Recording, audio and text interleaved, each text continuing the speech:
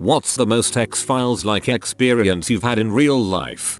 Let me preface this with my morning routine. Wake up at 4:30 am, out the door by 5:15 am, clock in at work 5 exam. Never fails unless major traffic incident on the highway. Anyhow, one morning this past August, I am out the door as usual, minimal traffic on the road. Boss calls halfway through my commute. "Hey, you coming in?" And I say yeah. "Why do you ask?" "Boss, well it's 6:30 am and you usually call if you're going to be late." I look at my dashboard and yup, it's 6:30 am. Somewhere between leaving my door and getting on the road I lost about 1 hour.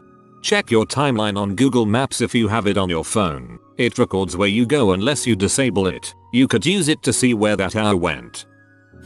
I saw my mom holding my baby sister in her arms and taking her to bed. Not weird, right? My mom was still pregnant with my sister at that time. I went to kitchen and saw her still in there. Still pregnant. I didn't even bother going to bedroom to see who just went in there. Just nope. Stay in living room and mind my own business.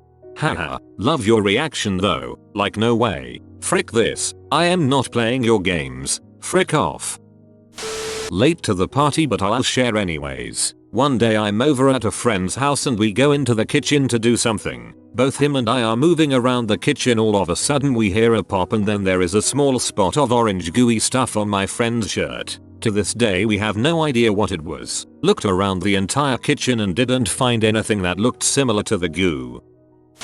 This happened when I was either 8 or 9. It involves a weird incident with my twin brother, and for a long time afterwards I thought I had dreamt it. So it was early evening after the sun had gone down, and I was downstairs in the living room watching TV. My brother was up in our bedroom reading. At some point this really uncomfortable feeling came over me, and I thought that my brother needed my help. I go upstairs, and our bedroom at the time was at the end of the hallway. As I walk down the hallway, and I'm standing right outside our door, and right as I go to knock I hear a voice say I have to leave now. He opened the door, said I think someone was outside the window talking to me, but the only thing I heard was that they had to leave. We were both creeped out, and told our mom what happened, but nothing ever came of it. For a long time I thought I had dreamt this, but a few years ago my brother asked me, "Hey, remember that time when we were kids and someone was talking to me through the bedroom window? Remember how he left right when you came in the room? What the heck was that?"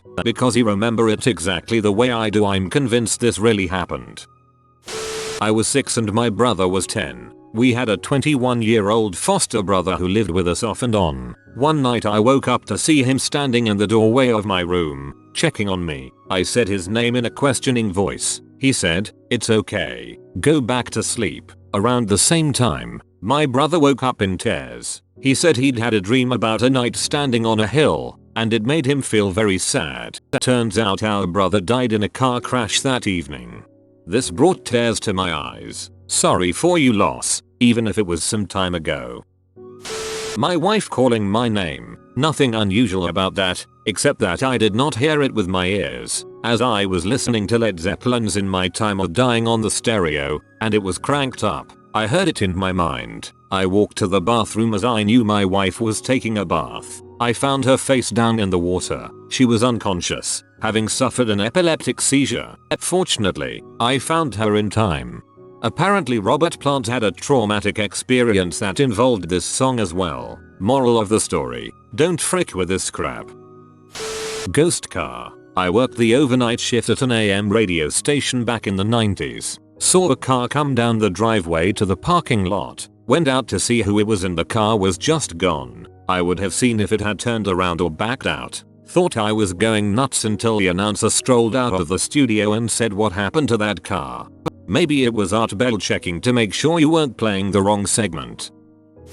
In high school, my pal bounced a bouncy ball in his room so hard that we never saw it again. We tore that room up, never found it.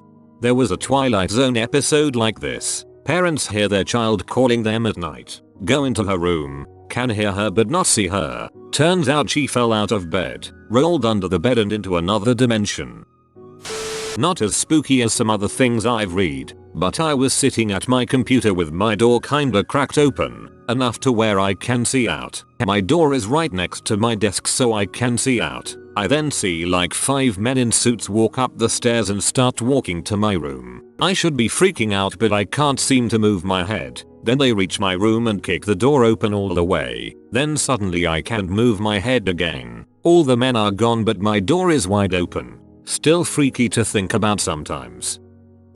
Nothing too crazy, but definitely creeped my wife and I out. We have a Wii. The sensor bar is on the TV stand directly in front of the TV, as is anyone's. We don't have the cord wrapped up or anything, it just hangs behind the TV in a jumble. One night we were watching TV cuddling on the couch, when suddenly, the Wii sensor bar literally flies across the room till it got to the end of its length and fell to the floor. Like someone had grabbed it and chucked it across the room. We could find no explanation for this whatsoever. We had a cat and a dog at the time, but cat was sleeping in another room, and dog was on the couch with us. We did have several birthday cards on top of the TV on display and one of them was on the ground. So the only thing I could think was that somehow we missed the card falling and it hit the cord and Viola. I tried for 10 minutes to throw that card as hard as I could at that cord and it didn't even move the bar from its place on the TV stand. Eventually we just chalked it up to WTH and moved on. But it was definitely weird.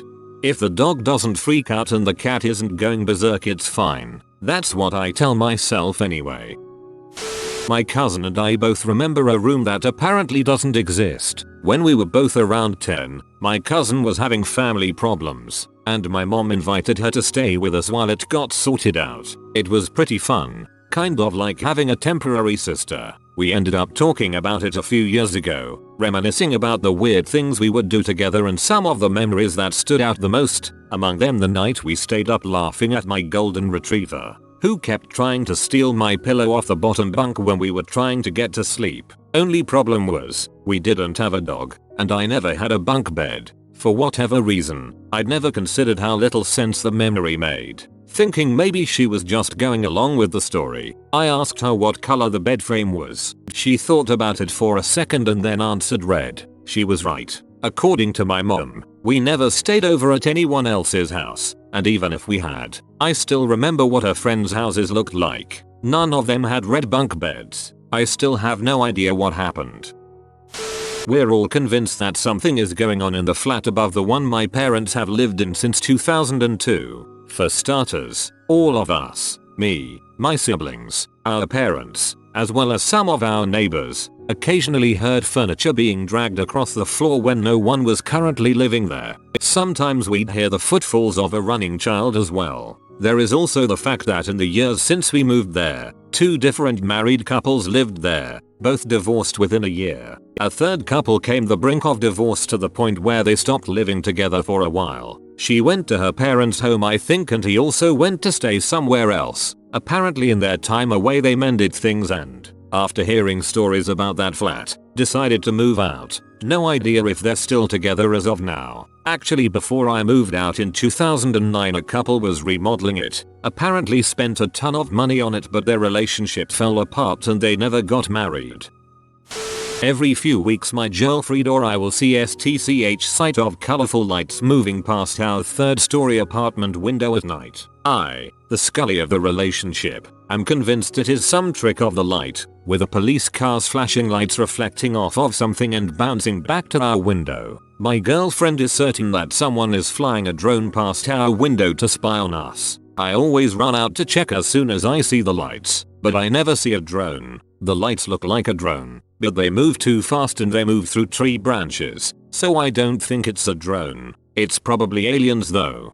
Get some drinks and have a night with her, looking out the window.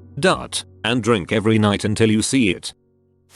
Oh okay, this one scarred me for a couple of months. When I was in high school, a guy and I got into an argument. He socked me in the jaw and started to fall to the floor. When I hit the floor, I instantly transported to a dinner table at which I was an adult. There was a woman sitting across from me, with a toddler boy and a preteen girl. I got a good look of my surroundings, a relatively modern house, with what looked like 2 floors. I felt like I belonged here, like I had some sort of emotional connection with all the people in the room, especially the kids. Then, the woman, my wife, asked me a question. When I opened my mouth, I threw up all over the table and woke up in a stretcher in an ambulance. Hours later, I found out I just had a minor concussion. For a while, I felt like I left a part of my life behind, even if it was only for a bleak moment in that world. To this day, I can still clearly remember all their faces and what the house looked like. Man actually hit you so hard you were knocked into the future.